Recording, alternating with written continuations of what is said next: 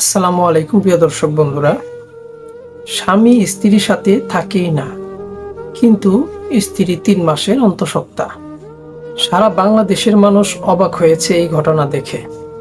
স্বামী বলতেছে, আমি 3-4 মাস ধরে আমার স্ত্রীর কাছেই যাই না। অতঃপর স্বামী কি করেছে তা শুনলে আপনার চোখ কপালে উঠে যাবে। দর্শক বন্ধুরা, ভিডিওটি বেশি বেশি শেয়ার করে দেন, যাতে সবাই ভিডিওটি দেখতে পারে। যারা এমন কাজ করে তারা যেন এসব থেকে বিরত থাকে। দর্শক বন্ধুরা, সে থানায় এসে পুলিশের সামনে বসে বলেছে, আমি আমার স্ত্রীকে জবাই করেছি।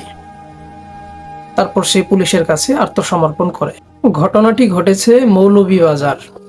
তার স্ত্রীর নাম ছিল শিল্পী বেগম, বয়স মাত্র 22 বছর, এবং তাদের একটি 5 বছরের সন্তানও ছিল। সফর আলী ছিল একজন রং মিস্ত্রি। তার স্ত্রী তাকে না বলে এবং সে একজন দালালকে ধরে সে পাড়ি জমান সৌদি আরব। সফর আলী যখন জানতে পারেন তার স্ত্রী সৌদি আরব চলে গেছেন, তখন সেই দালালকে অনেক চাপ দেয় এবং হুমকি দামকি দেয়। তারপর কিছু টাকা দিয়ে তার স্ত্রীকে বাংলাদেশে নিয়ে আসে। কিছুদিন পরে জানতে পারেন তার স্ত্রী 4 মাসের অন্তঃসত্ত্বা। তখন গ্রামের লোকজন বলে, এই বিষয় নিয়ে তোমরা একটা সালিশ বসাও। তখন সফর আলী বলে, না, আমরা এই বিষয় নিয়ে কোনো সালিশ বসতে চাই না, এটা আমরা নিজেরাই মেনটেন করে নিব। পরে তাদের মধ্যে অনেক ঝগড়াঝাটি হয়।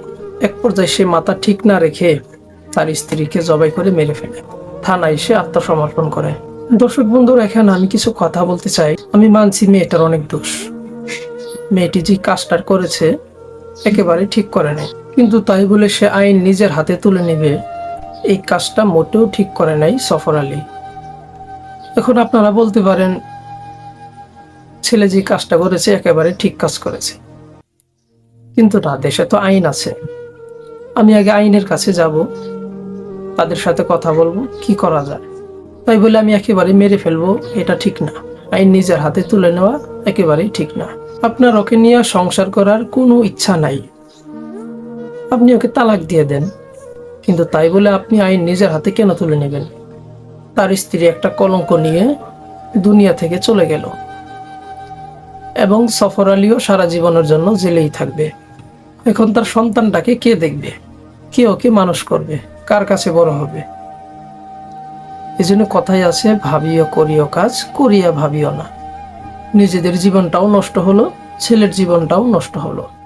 দর্শক বন্ধুরা, ভিডিওটি সবাই বেশি বেশি শেয়ার করে দেন, ভিডিওটি সবাই দেখুক, যাতে এই ধরনের ঘটনা আর কেউ না ঘটাতে পারে।